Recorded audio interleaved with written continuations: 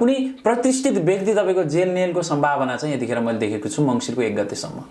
भनेको अलि ठुला नेताहरू चाहिँ समातिने प्रतिष्ठित व्यक्ति कुनै नेता अथवा कुनै व्यक्तिलाई तपाईको यो भ्रष्टाचार र आर्थिकको लेनदेनका हिसाबले चाहिँ तपाईको जेल नेल हुन सक्ने कन्डिसन चाहिँ सिर्जना भइरहेको छ। प्रकृतिबाट नै यो रोग उत्पन्न भएको थियो भने हामीले गरेको भविष्यवाणी नमिल्ने भन्ने हुन्थेन। तर यो त कुनै तपाईको ल्याबबाट मिसयुज भएर निक्लेको भाइरसलाई कुनै पनि ज्योतिषीले कुनै पनि तपाईको भविष्यवक्ताहरूले यसलाई प्रेडिक्सन गर्न सक्दैनन्। त्यसकारणले गर्दा यो कुनै तपाईको यो महामारी जुन किसिमको हामीले महामारीबाट हामी ग्रसित भएका छौं, विश्व नै आक्रान्त बनिरहेको छ हैन, यसलाई चाहिँ तपाईको कुनै पनि कुराहरूले रोक्न सक्छ जस्तो मलाई लाग्दैन। नेपालको कन्टेक्स्टमा नेपालको यो अहिले राजनीतिक परिस्थिति र अहिलेको ग्रह गोचर हेर्दाखेरि राजा नै आइहाल्ने जस्तो कन्डिसन चाहिँ छैन। त्यो चाहिँ छैन है। हजुर, अब कतिपय दर्शक महानुभावहरूले भन्नु होला यो पनि एमालेको कार्यकर्ता रहेछ, राजनीति रहेछ भनेर त्यस्तो चाहिँ नसोचिदिनु होला।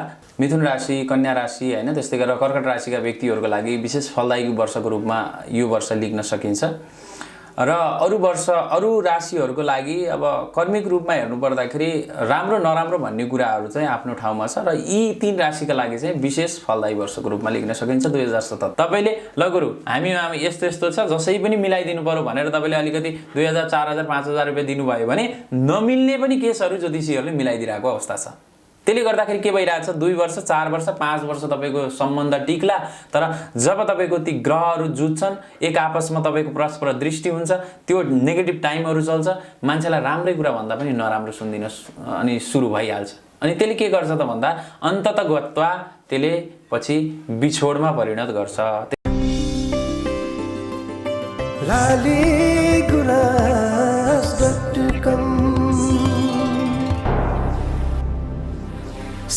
नमस्कार, हार्दिक स्वागत छ लालीगुराँस.com मा। लालीगुराँस.com को साथमा म कमल सरगम छु।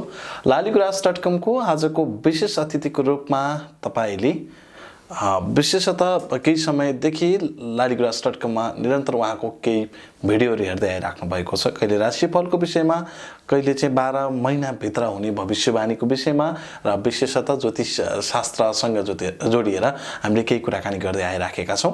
आज हाम्रो बिचमा चाहिँ उहाँलाई चाहिँ विशेषतः हामीले शिवराज रेग्मी भनेर चिनाउँथ्यौँ, ज्योतिषी शिवराज रेग्मी। अहिले पछिल्लो समय शिव बल्लभ रेग्मी भनेर उहाँलाई चिनिने गरिन्छ र उहाँको नाम थोरै परिवर्तन भएको छ। यो नामको विषयमा पनि पछि जोडिउँला र सँगै ज्योतिषी शास्त्रसँग केन्द्रित रहेर उहाँले कोरोनाको चाहिँ भविष्यवाणीको विषयमा पनि एक समय बोल्नु भएको थियो। अब त्यो विषय कतिको सही रह्यो र सँगै अब नेपालमा भइराखेको र यो विश्वमा भइराखेको महामारीको विषय र अन्य विषयमा उहाँसँग कुराकानी गर्दैछु। श्रृङ्खला अन्तिम समय हेर्नुहोला। स्वागत छ तपाईँलाई। नमस्कार यहाँलाई र यहाँहरूको दर्शकबिनहरूलाई सबैजनालाई स्वागत गर्न चाहन्छु। कस्तो छ पछिल्लो समय? ठिक छ? सब ठिक छ हजुर। ज्योतिषीहरूलाई चाहिँ कोरोना लाग्छ कि लाग्दैन? रोगले तपाईको ज्योतिषीलाई, डाक्टरलाई, त्यस्तै गरेर तपाईको विद्यार्थीलाई, वृद्ध आमा बुवाहरूलाई नलाग्ने भन्ने त हुँदैन हैन। रोग लाग्छ नै स्वाभाविकै हो। त्यसमा पनि अब केही कुराहरू हुन्छन् जस्तो तपाईँ चाहिँ अलि सजग अपनाउनुहुन्छ होला नि? हजुर, हामी चाहिँ अब सजग सामाजिक दूरीहरू कायम गर्ने, मास्कहरू लगाउने, सेनिटाइजरहरू प्रयोग गर्ने र मेन कुरो भनेको आहार विहार खानपानमा एकदमै विचार गर्ने। यो सामान्य भाइरस हो। जस्तो प्रकारले हामीलाई ज्वरो आएको बेलामा पनि 100 भन्दा बढी तपाईको ज्वरो आइरहेको हुन्छ, रुगा लाग्दाखेरि, खोकी लाग्दाखेरि हैन। सेम त्यस्तै नै सिम्पटम हो, तर दीर्घ रोगीहरूलाई चाहिँ यसले अलिकति बढी असर गर्ने भएको हुनाले हामी सजग हुन जरुरी छ। आजभन्दा 6 महिना अगाडि तपाईँ र मेरो कुराकानी भएको थियो योभन्दा अर्को स्टुडियोमा, र आज यो स्टुडियोमा पहिलोचोटि तपाईँसँग म जोडिँदैछु र यो पहिलो अन्तर्वार्ता पनि हो स्टुडियोको लागि मेरो लागि। र केही अलिकति विशेष प्रश्नसँग केन्द्रित रहेर कुराकानी गर्नु जस्तो लाग्यो।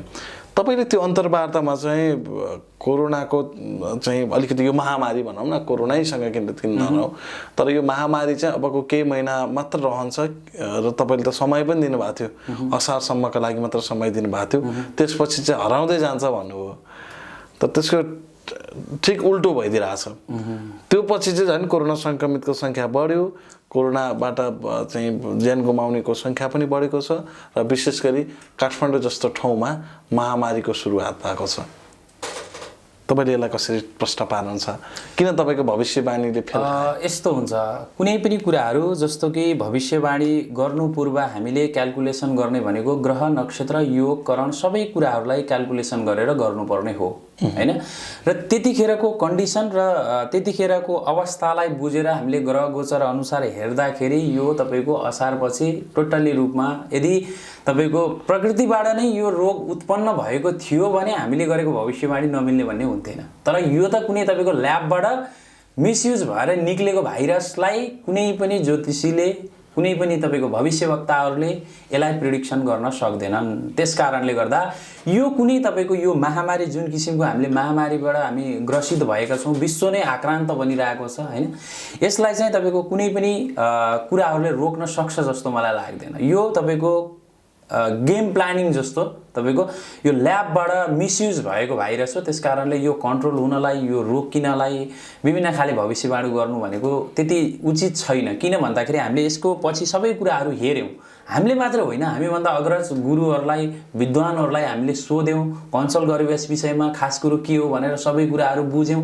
बुझ्दै जाँदाखेरि तपाईँको वास्तविक हुनुपर्ने के थियो भन्दा असारपछि टोटल्ली तपाईँको जब बृहस्पति र शनिको कम्बिनेसन छुट्थ्यो त्यसपछि तपाईँको यो बिस्तारै कन्ट्रोल हुनुपर्ने हो। र ग्रह गोचर र कुण्डलीमा पनि ज्योतिष अध्ययन गर्नुहुने दर्शक महानुभावहरूले हेर्नुभयो भने पनि उहाँहरूलाई हेल्प हुनसक्छ। जस्तो कि शनि र बृहस्पति युति भएको बेलामा कुनै पनि कुराहरू भयो भने त्यसले के हुन्छ त भन्दाखेरि एउटा विक्राहट रूप लिन्छ, डर त्रास र भएको स्थितिहरू सिर्जना हुन्छ। र त्यतिखेरको कन्डिसन त्यस्तो थियो। र जब बृहस्पति र शनिको तपाईँको ट्रान्जिट हुन्छ अनि त्यो कन्डिसनमा चाहिँ बिस्तारै स्लो हुन्छ भन्ने यो शास्त्रीय मान्यता, ज्योतिषीय मान्यता हो। तर यो नभइसकेपछि यो तपाईँको प्रकृतिबाट निक्लिएको रोग अथवा तपाईँको कहीँबाट निक्लिएको रोग होइन कि यो टोटल्ली तपाईँको ठुला राष्ट्रहरूले एउटा किसिमको अर्थतन्त्रमा होस् अथवा कुनै पनि चिजहरूमा यिनीहरूले आफ्नो लडाई, आफ्नो स्वार्थ परिपूर्तिका लागि चाहिँ विश्वलाई नै आक्रान्त गराएका छन्। र कोरोना यो महामारीको विषयमा खासै भविष्यवाणी मिल्छ जस्तो मलाई लागेन पछिल्लो समयमा। अब जस्तो थोरै यो समय परिवर्तन हुँदै गर्दा र अझै देशको भविष्यवाणीहरू पछिल्लो समय अलिकति फरक तरिकाले भइराख्दाखेरि तपाईँहरूसँग अलि केही कुराहरू त थाहा छ। तपाईँले धेरै नेताहरूको पनि भविष्यवाणी गर्नुभएको, धेरै कलाकारहरूको पनि भविष्यवाणी गर्नुभएको व्यक्ति भएको हुनाले पछिल्लो समयको यो राजनीतिक घटनाक्रम अलिकति कहिले कहाँ गएर ठोक्किने क्रम पनि बढ्छ, कहिले मन्त्रीमण्डल परिवर्तन हुने यस्ता खालका घटनाहरू बढिरहेछ। योसँग थोरै केन्द्रित रहौँ है। अब चाहिँ जस्तो यो राजनीतिक घटनाक्रमहरू कस्तो रहला, तपाईँहरूको यो 2077-78लाई कुन रूपमा हेर्नु भएको छ थोरै? यो 77-78 को हिसाबले हेर्नु पर्दाखेरि पनि यो राजनीतिक परिस्थिति र राजनीतिक कन्डिसन अहिलेको नेपालको कन्डिसनमा मैले 2072 सालमै तपाईँको भविष्यवाणी गरेको थिएँ। र मैले के भनेको थिएँ भने 2076 साल फाल्गुनको 11 गते भित्रमा यदि सरकार ढलाउन चाह्यो भने प्रचण्डले ढलाउँछन्, अरू कसैले ढलाउन सक्ने खुबी छैन, सामर्थ्य छैन। र फाल्गुनपछि यदि प्रचण्डले नै चाहे भने पनि सरकार ढल्दैन भनेर मैले भविष्यवाणी गरेको तपाईँहरूले हेर्न सक्नुहुन्छ। र त्यो सत्य साबित पनि भइरहेको छ। त्यतिखेरको समयसम्म प्रचण्डले पनि चाहेनन्, सरकार पनि ढलेन, कुनै पनि किसिमको त्यस्तो फक्चुअल हामीले देख्न पाइएन राजनीतिक अवस्थाक्रम हेर्नु पर्दाखेरि। तर त्यसपछि भने तपाईँको प्रचण्डदेखि लिएर बाबुरामदेखि लिएर त्यस्तै गरेर तपाईँको माधव नेपाल, झननाथ सबै कुराहरू एक गुट भएर लाग्दै गर्दाखेरि पनि सरकारको टस मस केही पनि नभएको देख्दाखेरि मलाई लाग्छ। र यो अवस्थामा हेर्नु पर्दाखेरि मङ्सिरको 1 गतेसम्म अलिकति चुनौती नै छ। कस्तो कुरामा चुनौती छ भनेर भन्नुहुन्छ भने भ्रष्टाचारका कुराहरू एकदमै तपाईँको बाहिर आउने, बलात्कार, हत्या, हिंसाका कुराहरू एकदमै अगाडि आउने। किन भन्दाखेरि नेपालको राशिगत अथवा नामगत हिसाबले हेर्नु पर्दाखेरि नेपाल अनुसार हेर्ने हो भने वृश्चिक राशि अनुराधा नक्षत्र हुन्छ र वृश्चिक राशिलाई तपाईँको 7.5 चलिरहेको छ मङ्सिरको 1 गतेसम्म। त्यसकारणले अन्त्य 7.5 चलिरहेको छ। यो अन्त्य 7.5 मा विशेष गरेर तपाईँको बदनामी, सरकार बदनामी हुनुपर्ने, गरेका कामहरूबाट अब्जस खेप्नुपर्ने, अब सरकार नै विघटन हुन्छ कि मन्त्री परिषद नै तपाईँको चेन्ज हुन्छ कि भन्ने कुराहरू चाहिँ हामीले सुन्न पाउँछौँ। र विशेष गरेर हत्या, हिंसा र चोरीको घटनाहरू मङ्सिरको 1 गतेसम्म अलिकति बढी नै छ। अहिले भर्खरै बाबुरामजीले भन्नुभयो त 9 अर्ब रुपियाँ भ्रष्टाचार गरेका छन् भनेर भन्नुभयो त। भ्रष्टाचारका कुराहरू तपाईँको एकदमै आउने र कुनै प्रतिष्ठित व्यक्ति तपाईँको जेल नेलको सम्भावना चाहिँ यतिखेर मैले देखेको छु मङ्सिरको 1 गतेसम्म। भनेको अलि ठुलै नेताहरू चाहिँ समातिने प्रतिष्ठित व्यक्ति कुनै नेता अथवा कुनै व्यक्तिलाई तपाईँको यो भ्रष्टाचार र आर्थिकको लेनदेनका हिसाबले चाहिँ तपाईँको जेल नेल हुन सक्ने कन्डिसन चाहिँ सिर्जना भइरहेको छ। सबै संयमित हुन जरुरी छ। अवश्य। कस्तो छ यो मन्त्रीमण्डल जस्तै प्रधानमन्त्री फेरिने सम्भावना छ? अहिलेको कन्डिसनमा प्रधानमन्त्री फेर्न सक्ने खुबी कसैको पनि छैन। स्वयं प्रचण्डजीले पनि चाहनुभयो होइन, माधव कुमार नेपालले चाहनुभयो, म त इन्डियाले दिल्लीले बोलेको होइन मैले बोलेको भनेर प्रचण्डजीले भनेर ल अब सरकार त आज कि भोलि भनेर हामीले न्युज पनि हेऱ्यौँ होइन। तर पनि अहिलेको कन्डिसनमा केपी ओलीलाई हटाउन सक्ने त्यस्तो कन्डिसन छैन है। छैन भनेको उनको 5 वर्षीय कार्यकाल सहज रूपमा सकिन्छ। हजुर। अब यो त रह्यो नै जो, तर अलोकप्रिय बनेको छ नि त सरकार त होइन। अवश्य नै भयो। फाल्गुनको 1 गतेसम्म मङ्सिरको 1 गतेसम्म तपाईँको यो लोकप्रियता अथवा गरेका कामहरूबाट जस पाउने कुनै किसिमको पनि सरकारले त्यस्तो किसिमको जस पाउने टाइपको काम गरेर पनि पाउनेवाला छैन। त्यसपछि सम्भावना त्यसपछि केही सुधार हामीले पाउन सक्छौँ। यो त सरकारसँग केन्द्रित रह्यो। अलिकति ज्योतिषीहरूको चाहिँ बढी आकलन के छ भने राजा आउँछ अब चाहिँ केही वर्षमै 78 सालमा राजा आउँछ, राजा भित्र आउँछौँ भन्ने तरिकाले धेरैले भविष्यवाणी पनि गरे। अब 78 साल त अब 1 वर्ष नै छैन होइन, अब 5-6 महिनापछि त 78 साल लागिहाल्छ। र हामीले सडकतिर पनि देख्ने हो भने पछिल्लो समय राजा आऊ देश बचाऊ भन्ने नाराहरू चाहिँ यो लकडाउन यो कोरोनाको डर पनि त्यागेर हिँडिराखेको देखिन्छ। मैले भर्खर पनि एउटा समाचार पढेको थिएँ, यो 3-4 दिनदेखि लगातार राजा आऊ देश बचाऊ भन्दै निर्मल निवासदेखि चाहिँ आन्दोलन सुरु गरिराखेका छन् होइन, शान्तिपूर्ण आन्दोलनहरू। यो तपाईँले चाहिँ कसरी देख्नु भएको छ यो सम्भावना? यो सम्भावना भन्दा नि विशेष गरेर नेपालको परिस्थितिमा हेर्नुपर्दाखेरि 77-78 साल एकदमै समस्या, एकदमै तपाईँको यो पार लगाउन नै एकदमै चुनौती हुने किसिमको वर्षको रूपमा हामीले हेर्न सक्छौँ, लिग्न सक्छौँ। एउटा व्यक्ति विशेषको कुराले अथवा राजा आइहाल्छ राजा आउँदै आउँदैन भन्ने हिसाबले हामी जान मिल्दैन र स्वयं तपाईँको राजालाई नै लिएर आएर फेरि तपाईँको प्रतिस्थापन गरेर अगाडि बढाउने जस्तो कन्डिसन चाहिँ छैन। 2078 सालमा 77 को लास्ट फाल्गुनपछि भने जातीय द्वन्द्वहरू भड्किन सक्ने सम्भावनाहरू एकदमै प्रबल मात्रामा छ। जातीय द्वन्द्वहरू विशेष गरेर पश्चिमतिरबाट होइन जातीय द्वन्द्वहरू सिर्जना हुने र मैले पहिले पनि भनिसकेको छु संघीयताको आयु भनेको 10 वर्ष हो। संघीयता खारेज भएसँगै जातीय तपाईँको मुद्दाहरू जातीय तपाईँको यो लडाइँहरू हुन सक्ने सम्भावना 2078 सालमा मैले देखेको छु। तर डाइरेक्टली राजा आउँछ अथवा राजा आउँदैन भनेर भन्न चाहिँ सकिँदैन। एउटा व्यक्ति विशेषको कुण्डली हेरेर अथवा भनेर हामीले भविष्यवाणी गर्न सक्दैनौँ। यो चाहिँ देशको कुण्डली हेर्नु पर्यो हैन? हजुर। तर पनि अहिलेको सिनारियो अहिलेको अवस्थामा हेर्नु पर्दाखेरि राजा आइहाल्ने जस्तो चाहिँ छैन। यो जे चिज फालिसकेको चिज फर्किने सम्भावना पनि त कम छ नि हैन? फालिसकेको होइन, तपाईँको कस्तो हुन्छ भन्दाखेरि 12 वर्षमा खोलो पनि फर्किन्छ भनिसकेपछि राजा नआउलान् भन्न सकिँदैन। विश्वका धेरै देशहरूमा तपाईँले हेर्न सक्नुहुन्छ राजालाई लिएर आएर राखेको पनि छ। तर नेपालको कन्टेक्स्टमा नेपालको यो अहिले राजनीतिक परिस्थिति र अहिलेको ग्रह गोचर हेर्दाखेरि राजा नै आइहाल्ने जस्तो कन्डिसन चाहिँ छैन। त्यो चाहिँ छैन है? हजुर। अब कतिपय दर्शक महानुभावहरूले भन्नु होला यो पनि एमालेको कार्यकर्ता रहेछ राजनीति रहेछ भनेर त्यस्तो चाहिँ नसोचिदिनु होला। म राजा विरोधी पनि होइन, राजनीति गर्ने कुनै पार्टीको म झोले कार्यकर्ता पनि होइन। मैले व्यक्तिगत नितान्त मैले जे कुराहरू देखेँ त्यो कुराहरू मैले आम सर्वसाधारणमा मैले पुर्याउने काम मात्रै गरे हो। हजुर। अब तपाईँले अघि नै कोरोनाको कुरा गर्नुभयो, त्यो चाहिँ कृत्रिम हो भन्ने टाइपले होइन? हजुर। त्यो चाहिँ प्रकृतिमा निर्माण नभएको कसैले चाहिँ निर्माण गरेर चाहिँ, तर यो त सोच्न नसकेको कुरा होइन र यो कहाँ हुन्छ र?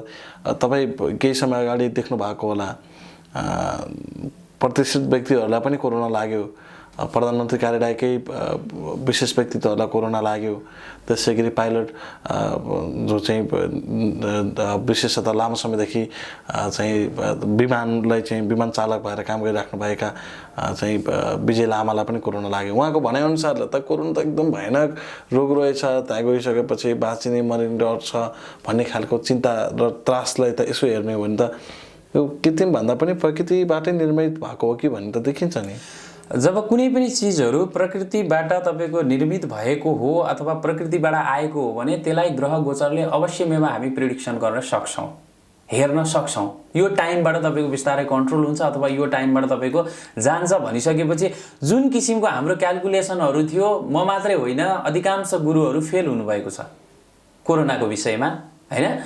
त्यस कारणले हेर्नु पर्दाखेरि यो नितान्त एउटा तपाईँको कुनै ल्याबबाट मिसयुज भएर अथवा आफ्नो निहित स्वार्थका लागि, आफ्नो राष्ट्रका लागि अथवा तपाईँको अर्थतन्त्रका लागि निहित तपाईँको अब अहिलेको समयमा टेक्नोलोजीसँग जमाना धेरै अगाडि बढिसकेको छ। लडाई झगडा गरेर भन्दा पनि यी यस्ता चिजहरूबाट चाहिँ लडाई गरिराखेको छन् विश्वका शक्तिशाली देशहरू भन्ने चाहिँ हाम्रो बुझाइ हो। र यो नितान्त तपाईँको यो प्रकृतिबाट नभइकन तपाईँको यो कुनै ल्याबबाट मिसयुज भएको भाइरस हो एउटा कुरा। अर्को कुरा यहाँले उठाउनु भयो कि प्रतिष्ठित व्यक्तिलाई पनि कोरोना भएको छ र कोरोना एकदमै डेन्जर हो अथवा एकदमै समस्या गराउँछ यसलाई भन्ने विषयमा चाहिँ म एउटा तपाईँलाई सानो इक्जाम्पल दिन चाहन्छु। जस्तो कि म मान्छु जस्तो दीर्घ रोगीहरू छन् भने त्यसलाई केही असरहरू गर्न सक्छ, वृद्ध आमा बुवाहरूलाई असर गर्न सक्छ, बालबालिकाहरूलाई असर गर्न सक्छ, त्यसमा म मान्छु। तर यदि कोरोना यति नै डेन्जर थियो, यति नै तपाईँको समस्यामूलक थियो भने जुन बाटोमा बसिरहेका तपाईँको मास्क बिना बसिरहेका, सेनिटाइजर कहिले प्रयोगै नगरेका व्यक्तिहरू एकजना पनि मरेको तपाईँले कहीँ देख्नु भएको छ? देख्नु भएको छैन भनिसकेपछि यो नितान्त एउटा के हो त भन्दाखेरि मान्छेलाई पनि कन्ट्रोल गर्नका लागि यी प्रतिष्ठित व्यक्तिहरूलाई देखाइएर मान्छेलाई अलि सजग हुनका लागि गराइएको एउटा न्युज सम्प्रेषण गरिएको होला, त्यसरी व्यक्तिहरूलाई भनिएको होला हैन। मान्छे सचेत हुन्छन् भनेर नेपालीहरू यसै पनि तपाईँको कोरोना छैन भनेर हिँडिरहेको अवस्थामा झन् भयभीत हुन सक्छ भन्ने हिसाबले हो। र यसलाई छैन भनेर म भन्न सक्दिनँ, किन भन्दाखेरि धेरै व्यक्तिहरूलाई यसले असर गरेको छ, मृत्यु पनि भइरहेको हामीले पाइरहेका छौँ। नभएको होइन, तर तपाईको शरीरमा तपाईँको खानपान र तपाईँको शरीरमा यदि तपाईँको त्यो भाइरसले अट्याक हान्न सक्यो भने तपाईँलाई गराउँछ। नभए चाहिँ मैले अब मिडियाबाट भन्न मिल्ला या नमिल्ला, मैले तपाईँको सामाजिक दूरी बाहिर जाने बाहेक अरू बेलामा यतिको दूरी बढाएको छ भने पनि मैले मास्क लगाएको छैन र मलाई अहिलेसम्म ज्वरो पनि आएको छैन, रुगा पनि लागेको छैन हैन। तर आफू चाहिँ एकदमै सचेत हुनु पर्यो। जस्तो कोही रुगा लागेको व्यक्ति छ अथवा तपाईँको त्यस्तो व्यक्तिहरू छ भने आफै संयमित भएर त्यो सामाजिक दूरीहरू कायम गर्नु पर्यो। र यो नितान्त यो प्रकृतिबाट निक्लिएको यो कुनै पनि रोग होइन, यो ल्याबबाट तपाईँको मिसयुज भएको यो एउटा भाइरस हो। ओके, यो त अहिलेको भाइरसको कुरा आइहाल्यो होइन, तपाईँले टुङ्ग्याइदिनु भयो। तर अहिले यही भाइरसको कुराले पनि अलिकति विक्रान्त पनि राखेको छ। अमेरिकामा पनि यति बेला डोनाल्ड ट्रम्पलाई कोरोना लागेको हामीले केही दिन अगाडि समाचार हेरेर उनले निको पनि भए।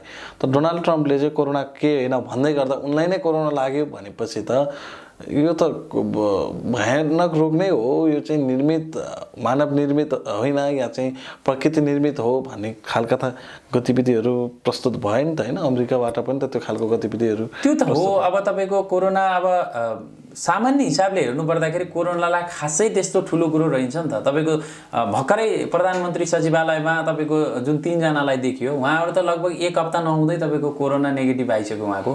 कसरी आयो त हैन?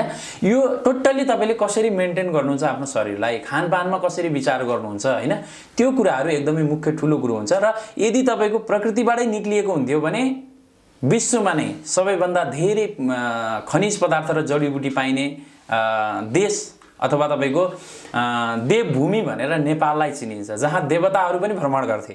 यस्तो ठाउँमा जस्तो कि तपाईँको यहाँको हरेक चिजहरू हाम्रो वनस्पति तपाईँको आयुर्वेदिक छ। त्यस कारणले गर्दा यहाँको चिजले चाहिँ ती भाइरस, ती तपाईँको नेगेटिभ रेहरूलाई चाहिँ डिस्ट्रोय गर्न सक्ने हामीमा त्यस्तो चिजहरू छ। र यो चिजहरूले नगरिसकेपछि यो टोटल्ली तपाईँको मैले पहिले फेरि पनि भनिसकेँ, यो एउटा किसिमको तपाईँको युद्ध नै हो। भनेको यो जडीबुटीले नै काम गरेन, यो जडीबुटीले पनि काम गरेन भनेर भन्दै गर्दाखेरि तपाईँको अहिले जुन किसिमको कोरोनाहरू पोजिटिभ देखिसकेपछि, मेरै अफिसको स्टाफलाई पनि कोरोना देखिसकेपछि जुन हामीले सिनामङ्गलबाट आयुर्वेदिक तपाईँको औषधि लिएर आएर खुलायौँ, आयुर्वेदिकले ठिक गर्यो। र आयुर्वेदिक हस्पिटलमा जाने बेला न डक्टरले मास्क लगाउनु भएको छ, न फार्मेसीमा तपाईँको मास्क लगाउनु भएको छ, त्यहाँ मास्क लगाउनु कुनै जरुरी नै छैन। उहाँले कोरोना भएको व्यक्तिलाई पनि तपाईँको नाडी चेक गरेर भएको छ या छैन भन्ने कुरा प्रुफ गरेर उहाँले औषधि दिनुहुन्छ। 1 हप्तामा तपाईँको नेगेटिभ रिजल्ट आइरहेको छ भनिसकेपछि आयुर्वेदिकले नगर्ने भन्ने कुरो हुँदैन, तर मान्ने या नमान्ने, अब जो डक्टरले भनेको कुरा चाहिँ एकदमै तर औषधि नखाए पनि त अहिले त 7 दिनमा त निको भइरहेको हो। औषधि नखाए पनि यो के हो त भन्दाखेरि तपाईँको सामान्य किसिमको यो भाइरस हो। जति तपाईँले तातो पानीहरू खानुहुन्छ, जति तपाईँले आफ्नो शरीरलाई हिट गराउन सक्नुहुन्छ, त्यति नै चाँडो तपाईँ रिकभर हुनुहुन्छ। त्यो हो नि त, गर्मीमा हराउनु पर्ने रोग हो नि त।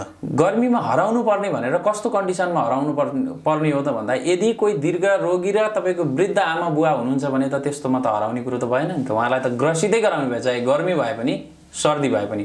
त्यस कारणले गर्दाखेरि यो विशेष गरेर वृद्ध आमा बुवाहरूलाई र जो दीर्घ रोगी हुनुहुन्छ, मुटु रोगी हुनुहुन्छ हैन, त्यस्तो दीर्घ रोगी चाहिँ एकदमै बच्नुपर्ने कन्डिसन चाहिँ छ। अब म थोरै यो ठाउँबाट अलिक केन्द्रित रहन्छु, अलिकति बाहिर जान्छु। जस्तो तपाईँले यो वर्ष चाहिँ अलिक विशेष व्यक्तित्वहरूको पनि निधन हुन्छ भन्नुभयो होइन।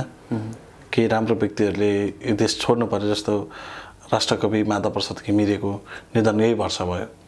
सम्भवतः तपाईँले भन्नुभएको थियो असारको यो बिचको समयमा यस्तो हुन्छ जो चाहिँ एकदम प्रतिष्ठित व्यक्तिहरूले चाहिँ यो संसार छाडेका हुन्छन् भन्ने। त्यो खालको कुनै त्यस्ता अप्रिय घटनाहरू घट्न सक्छ?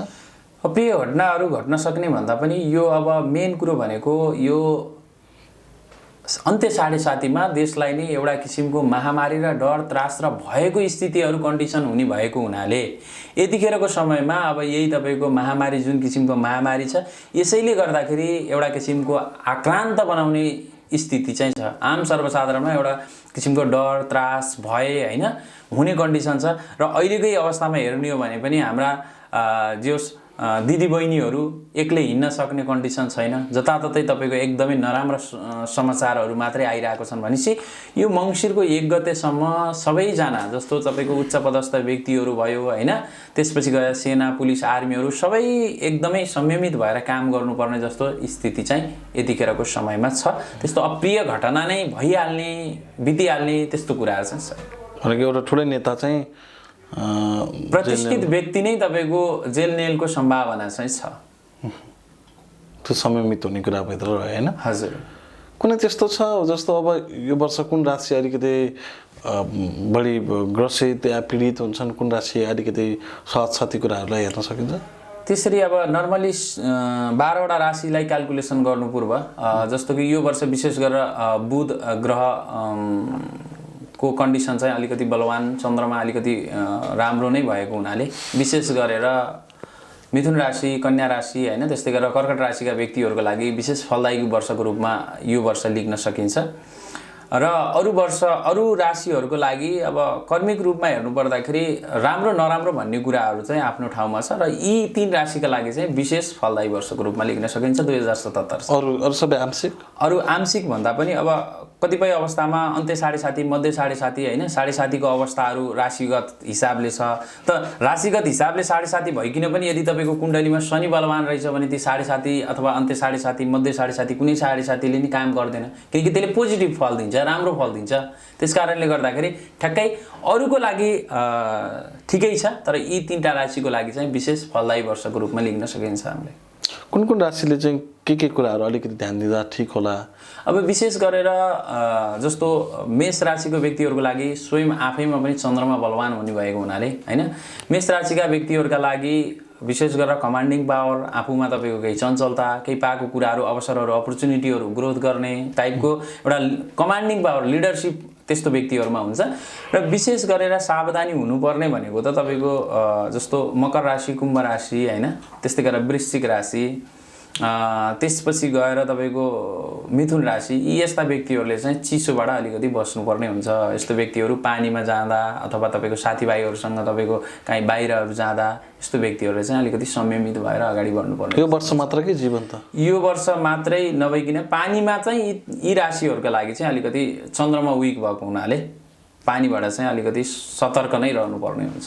गुरुमा अलिकति धेरैले यो बार जन्मिँदा यस्तो फल, यो बार जन्मिँदा यस्तो अलि अशुभ भन्ने खालका धेरै हामीलाई प्रश्नहरू आउँछन् कि त्यसलाई पनि थोरै प्रश्न पार्न, कुन बार जन्मेका मानिसहरू कति चाहिँ सक्षम छन्? कुन बार आइतबारदेखि शनिबारसम्म? आइतबारदेखि शनिबार र बारगत हिसाबले हेर्नु पर्दाखेरि के हुन्छ भनेर भन्नुहुन्छ भने जस्तो कि 7वटा बारहरू छन्, 7वटा ग्रहहरू छन्। ग्रहकै तपाईँको नामको आधारमा चाहिँ हामीले के गरेको बारको क्यालकुलेसन भएको हो। राशि पनि 12वटा छ, महिना पनि 12वटा छ, 7वटा तपाईँको प्लानेटहरू हो। पछि राहु र केतु भनेको त यिनीहरू छाया ग्रह भनेर मानिन्छ। जब तपाईँको समुद्र मन्थन भइसकेपछि जुन राक्षसले तपाईँको समुद्र मन्थन गरेर जुन अमृत निक्लिएको थियो, अमृत तपाईँको विष्णुको हातबाट अमृत खाइदिइसकेपछि, विष्णुको सुदर्शन चक्रबाट काटिदिइसकेपछि टाउको र शरीर छुट्टा छुट्टै भयो। तर अमृत पान गरिसकेपछि ऊ अजर अमर भएको हुनाले ल अब यिनीहरूलाई के गर्ने त भन्दा 7वटा ग्रहहरू छन्, तिमीहरू पनि ग्रहहरूसँगै मिलेर गएर बस भनेर भनेको हुनाले पहिला 7वटा ग्रह थिए, पछि ती 2वटा राहु र केतु गएर बसेको हुनाले 9वटा ग्रह भएका हुन् र 7वटा ग्रहको नामको आधारमा तपाईँको बारको क्याल्कुलेसन भएको छ। हामीले सोझो हिसाबले हेर्नु पर्दाखेरि आइतबारदेखि शनिबारसम्म चाहिँ कुनै पनि बार त्यस्तो नराम्रो भन्ने हुँदैन, कुनै पनि राम्रो बार भन्ने हुँदैन। सबै आफैमा तपाईँको राम्रो पनि छ, नराम्रो पनि छ। तत्सम्बन्धी प्लानेट तपाईँ जन्मिँदै गर्दाखेरि सौर्यमण्डलमा तपाईँ जन्मिँदै गर्दाखेरि ग्रहहरू प्लानेटहरू कस्तो योग बनाएर तपाईँको कुण्डलीमा विराजमान छन्, कस्तो योगमा तपाईँ जन्मिनु भएको छ, कुनै राजयोग परेको छ या छैन, त्यो कुराहरूले मेन तपाईँको भूमिका खेल्ने हुन्छ। अथवा मेन तपाईँलाई समस्या पार्ने अथवा प्रतिष्ठित गराउने, भोलिको दिनमा अपर्च्युनिटीहरू पाउने, ग्रोथ गर्ने, धन आदि तपाईँको भौतिक सुख सुविधाहरू भोग गर्ने, शिक्षा क्षेत्रमा राम्रो प्रगति गर्ने, विशेष तपाईँको त्यो उसले गर्दाखेरि हुन्छ। र सोझो हिसाबले हेर्नु पर्दाखेरि नि अब जस्तो तपाईँको आइतबार, मङ्गलबार र शनिबार जन्मेको मान्छेहरू अलिकति एग्रेसिभ टाइपको हुन्छ हैन। केही कुराहरू भयो भने चाँडङ्ग भनिदिइहाल्ने गर्ने। आइतबार, मङ्गलबार र शनिबार जन्मेको मान्छेहरू अलिकति एग्रेसिभ टाइपको हुन्छ। सोमबार जन्मेको मान्छेहरू एकदम शालीन प्रवृत्तिको हुन्छ हैन। केही कुराहरू भयो भने पनि नम्र तरिकाले प्रस्तुत गर्ने खालको हुन्छ हैन। त्यस्तै गरेर बुधबार जन्मेको व्यक्तिहरू कला साहित्य आर्ट सेक्टरलाई एकदमै रुचि मान्ने अथवा पत्रकारितालाई आफ्नो धर्म मान्ने अथवा पत्रकारितातिर जाने हैन, त्यस्तो हुन्छन्। बिजनेस गर्नेवाला हुन्छन्, बिजनेस मनी माइन्ड हुन्छन् हैन। त्यस्तो व्यक्तिहरू चाहिँ पैसा कहाँबाट कमाउन सकिन्छ, कसरी कमाउन सकिन्छ भन्ने टाइपको व्यक्तिहरू हुन्छन् र अलि ढिलो प्रवृत्तिका व्यक्ति पनि हुन्छन्। बिहीबार जन्मिने मान्छेहरू आध्यात्मिक हुन्छन्, विशेष गरेर देवगुरु बृहस्पति तपाईँको बृहस्पतिको बार भएको हुनाले आध्यात्मिक टाइपको व्यक्तिहरू हुन्छन् त्यस्तो व्यक्तिहरू हैन। धर्म कर्ममा अनि त्यस्तै गरेर तपाईँको ध्यानमा अलिकति रुचि राख्ने, मान्छेलाई मोटिभेट गर्ने त्यस्तो टाइपको हुन्छन्। र शनिबार जन्मिने मान्छेहरू पनि यो कला साहित्य आर्ट फिल्मी सेक्टर हैन, यो क्षेत्रतिर चाहिँ उनीहरूको अलिकति रुचि बढी हुन्छ र राम्रो नराम्रो आफैमा छ। जस्तो कि शुक्रबार जन्मेर तपाईँको आर्ट सेक्टरतिर लागेर हिरो नै भन्छ, हिरोनी नै भन्छ भन्ने चाहिँ हुँदैन। त्यसलाई चाहिँ तपाईँको प्लानेटले डिटरमाइन गर्छ के हुन्छ भन्ने कुरा। यो चाहिँ यो बार जन्मिँदा यस्ता खालका गतिविधिहरू हुन्छ भन्ने कुरा पनि प्रष्ट भयो। जस्तो अब विवाहका कुराहरू पनि आउँछन् हैन। अवश्य विशेष गरी भविष्यवाणी गर्नेहरूले चाहिँ अलिकति यसलाई पनि अलिकति फरक तरिकाले प्रस्तुत गर्छन्। विवाह कस्तो समय उचित हुन्छ मान्छेहरूको लागि? पहिला चाहिँ 16 वर्ष 15 वर्षमा पनि बिहे गर्थे, 13 वर्षमा 7 वर्षमा बिहे गरेकाहरू पनि हामीले सुनेका हौँ। त्यो बेलामा पनि भविष्यवाणी गर्नेहरूले अझ ज्योतिषीहरूले चाहिँ यसको 7 वर्षमा बिहे हुन्छ, यसको 6 वर्षमा बिहे हुन्छ भनेरै चाहिँ भविष्यवाणी गरिदिन्थे अरे होइन, या हात हेराउँथे अरे। त्यो खालका गतिविधिहरू पनि हुन्छन्। त्यसलाई कसरी लिनुहुन्छ तपाईँले? एकदमै सान्दर्भिक प्रश्न यहाँले उठाइदिनु भयो। जुन कुराहरूबाट हामी गुज्रिरहेका छौँ, जुन कुराहरूबाट आम सर्वसाधारण पनि एउटा किसिमको समस्यामा ग्रसित हुनुहुन्छ, यो प्रश्न उठाइदिनुमा यहाँलाई विशेष धन्यवाद। र विशेष गरेर विवाहको केसमा भन्नुपर्दाखेरि यो अलिकति भास्ट नै हो विषय चाहिँ। र विवाहको केस अहिले तपाईँको पछिल्लो समयमा हेर्ने भने डिभोर्सको केसहरू एकदमै विदेशमा जस्तो हामीले पहिला विदेशमा सुन्थ्यौँ त्यस्तै तपाईँको नेपालमा दिन प्रतिदिन बढिरहेको अवस्था छ। यसको पछाडिको रिजन तपाईँको ज्योतिषीको पनि यसमा हात हुन सक्छ। जस्तो कि हाम्रा ऋषि महर्षिहरूले तपाईँको ग्रन्थहरू प्रतिपादन गरिसकेपछि उहाँहरूले भन्नुभयो ओहो औँसियामा जन्मेको मान्छेलाई औँसिया नै मिलाउनु पर्दो रहेछ, माङ्गलिक भएको मान्छेहरूलाई माङ्गलिक नै भन्नुपर्दो रहेछ। र कतिपय ज्योतिषीहरूलाई म यहाँको मिडियाबाट विनम्र अनुरोध गर्न चाहन्छु, माङ्गलिक दोष परेको छ भनेर मान्छेलाई आतङ्कित गराइदिरहेको हुन्छन्। माङ्गलिक तो दोष होइन, माङ्गलिक योग भन्न सिक्नुहोस्। सर्वप्रथम त माङ्गलिक योग हो, माङ्गलिक दोष कहिल्यै पनि भन्न मिल्दैन। हामीले त्यो माङ्गलिक योग हो, मङ्गलद्वारा बनिएको योगलाई माङ्गलिक योग भनिन्छ, मार्सबाट बन्ने योगलाई हैन। माङ्गलिक दोष भनेको छ विभिन्न खाले तपाईँको उपायहरू अपनाइदिएको छ, तपाईँको अनेक किसिमका प्रपञ्चहरू रचेर तपाईँको आफ्नो कमाइ खाने भाँडो यस्तो किसिमको गराइराख्नु भएको, कोहीको त डिभोर्सै गराइदिएको छैन, डिभोर्सै गराइदिएको छ। त्यही कुराले गर्दाखेरि हेर्नुहोस् है, ज्योतिषीकै कुराले गर्दा। र ज्योतिषीहरूको हात डिभोर्समा किन हुनसक्छ, डिभोर्स हुँदै गर्दाखेरि ज्योतिषीको हात कसरी छ भनेर भन्ने विषयमा म यहाँलाई प्रश्न पारिदिन चाहन्छु र आम सर्वसाधारणलाई पनि म प्रश्न पारिदिन चाहन्छु। जस्तो प्रकारले ऋषि महर्षिहरूले पुस्तकहरू तपाईँको ग्रन्थहरू बनाइसकेपछि के गर्नुभयो त भन्दाखेरि कसैको त तपाईँको मिल्दै नमिल्ला, माङ्गलिकै नमिल्ला अरे, औँसिया नै नमिल्ला अरे, त्यस्तो कन्डिसनमा के गर्ने त, यसको त विवाह नै नहुने भयो भन्ने प्रश्न उठिसकेपछि उहाँहरूले के गर्नुभयो त भन्दा मुहुर्तको प्रचलन अथवा मुहुर्तको एउटा पाठ लिएर आउनुभयो, अथवा मुहुर्त हेरेर गरिसकेपछि शुभ टाइममा शुभ लगनमा गरिएको काम यदि तपाईँको कुण्डलीमा दोषहरू रहेछ भने पनि त्यो मुहुर्तले चाहिँ तपाईँको निवारण गर्छ कि त्यो भनेर मुहुर्त निकालिएको हो नि त। अहिलेको कन्डिसनमा हेर्नुहोस्, न मुहुर्त चाहिन्छ, न कुण्डली हेर्नुपर्ने हुन्छ, न केही पनि हेर्नुपर्ने हुन्छ। तपाईँले ल गुरु हामीमा यस्तो यस्तो छ, जसै पनि मिलाइदिनु पर्यो भनेर तपाईँले अलिकति 2000 4000 5000 रुपियाँ दिनुभयो भने नमिल्ने पनि केसहरू ज्योतिषीहरूले मिलाइदिरहेको अवस्था छ।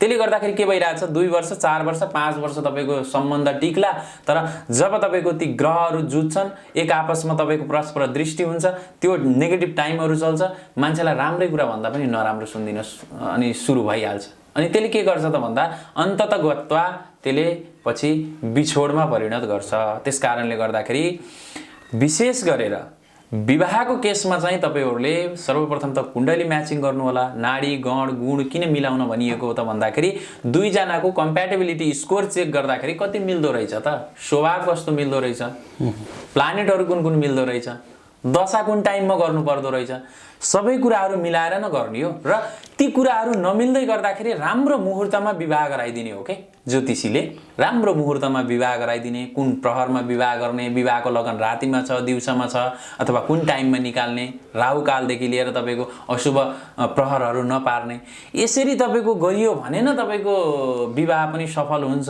दाम्पत्य जीवनबाट पनि सन्तुष्टि पाउनुहुन्छ। यसै पनि तपाईँको मिलिरहेको छैन, त्यसैमा पनि केही कुराहरू नमिलाइकन, मुहुर्त नमिलाइकन, कुण्डली नमिलाइकन तपाईँले विवाह गर्नुहुन्छ भने अन्ततगत्वा त्यो त तपाईँको डिभोर्समा त अवश्यमै जान्छ र धेरैको हामीले देखेका पनि छौँ। त्यस कारणले गर्दा सर्वप्रथम यहाँहरूले चाहिँ योग्य ज्योतिषीलाई चाहिँ भेट्नु पर्यो। राम्रो सही मुहुर्तमा चाहिँ तपाईँहरूले विवाह बन्धनमा बाँधिनु भयो भने अनेक किसिमका दोषहरू पनि निवारण हुन्छ भनेर हाम्रा ऋषि महर्षिहरूले भन्नुभएको छ। त्यस कारणले गर्दा यहाँहरू पनि भने तपाईँहरूले खोजी के गर्नुहुन्छ, डक्टर योग्य डक्टरलाई खोज्छौँ कि हामी, तपाईँको नर्विकमा छ कि त्यसपछि गएर तपाईँको वीर हस्पिटलमा छ कि कहाँ छ त एकदम एक्सपिरियन्स सबै कुराहरू ठिक हुने भनेर खोज्छौँ भनिसकेपछि अहिलेको कन्टेक्स्टमा, पहिला चाहिँ त्यस्तो थिएन, अहिलेको कन्टेक्स्टमा चाहिँ अब के छ भन्दाखेरि ज्योतिषीलाई पनि खोज्नुपर्ने कन्डिसन छ क्या। चोक र गल्लीमा तपाईँको हुनुहुन्छ, गर्नुपर्छ, नगर्ने होइन, सबैले गर्न पाउनुपर्छ, सबैले गर्नुपर्छ, तर सही तरिकाले एउटा तपाईँको आफ्नो एउटा धर्म र तपाईँको ज्योतिष शास्त्रको पनि यसको मूल्य मान्यता, यसको नियम, यसको आचरणमा बसेर चाहिँ भविष्यवाणी गर्दिन, प्रिडिक्सन गर्दिन। म विनम्र अनुरोध गर्न चाहन्छु यहाँको मिडियाबाट। गुरु अब अन्तिममा छौँ, धेरै कुराहरू पनि आए, आम दर्शकहरूलाई एउटा सूचनाको प्रवाह बनाउने र एउटा सजगता अपनाउने बाटोहरू हामीले दियौँ होइन। कहीँ कतै सकारात्मक पनि हुनसक्छ, नकारात्मक पनि हुनसक्छ, यो विचारहरू राखिदिनु भयो। तपाईँको केही छ त्यस्तो मैले सोध्न छुटेका केही कुराहरू भन्न मन लागेका? समग्रमा सबै कुराहरू त आइसकेको छ होइन। र म यहाँहरूलाई यहाँको मिडियाबाट के विनम्र अनुरोध गर्न चाहन्छु भन्दाखेरि अहिले पछिल्लो समयमा जुन पूर्वीय दर्शनको यो हरेक कुराहरू खोज अनुसन्धान गर्दाखेरि जुन पूर्वीय दर्शन यति साइन्टिफिक र यति तपाईँको वैज्ञानिक छ भन्ने कुराहरू विश्वका प्रतिष्ठित व्यक्तिहरूले तपाईँको रिसर्च गरेका छन्। एउटा व्रत बस्दाखेरि के हुँदो रहेछ होइन, हाम्रो त 1 महिनामा शुक्ल पक्ष र कृष्ण पक्ष भनेर तपाईँको 2वटा तपाईँको पक्ष हुन्छ र 2वटा पक्षमा चाहिँ 2वटा एकादशी आउँछ र हाम्रो पिता पुर्खाहरूले के गर्थे त भन्दा एकादशीमा भोजन गर्नु हुँदैन होइन। र यो भोजन नगर्नुको पनि एउटा तपाईँको सानो फाइदा छ नि त हैन? फाइदा छ भन्दा पनि फाइदा त धेरै छ। तपाईँको जापानको वैज्ञानिकले र तपाईँको अमेरिकाका एकजना वैज्ञानिकले 12 वर्षको अनुसन्धानपछि एक दिन तपाईँको भोकै बस्दा खाली पेट बस्दाखेरि तपाईँको व्हाइट सेल शरीरमा डेभलप हुँदो रहेछ, जस्तो कि प्राणघातक रोगहरू क्यान्सर जस्तोदेखि लिएर तपाईँको दीर्घकालीन रोगहरूलाई पनि के हुँदो रहेछ त, त्यसले व्हाइट सेलले तपाईँको रोग प्रतिरोधात्मक क्षमता बढाउँदो रहेछ। त्यस कारणले क्यान्सर रोगीलाई पनि अहिले के गरिरहेको छ भनेर भन्नुहुन्छ भने भोकै राखेर त्यसलाई उपचार गरिन्छ कि है। एड्स जस्तो रोग पनि तपाईँको हाम्रो विषालु साँप अथवा हामीले तपाईँको नाग भनेर पूजा गरिन्छ, नागको तपाईँको अथवा सर्पको विषबाट तपाईँको एड्सलाई रोगीलाई ठिक गरिँदो रहेछ भनिसकेपछि त सबै कुराहरू हामीसँगै छ, सबै कुराहरू हामीसँगै छ। यो कुराहरूलाई सही खोज अनुसन्धान गरेर युटिलाइज गरिदिनका लागि विशेष गरेर म युवाहरूलाई विनम्र अनुरोध गर्न चाहन्छु। हस्, हुन्छ, मैले धन्यवाद। हस्, धन्यवाद यहाँहरूलाई।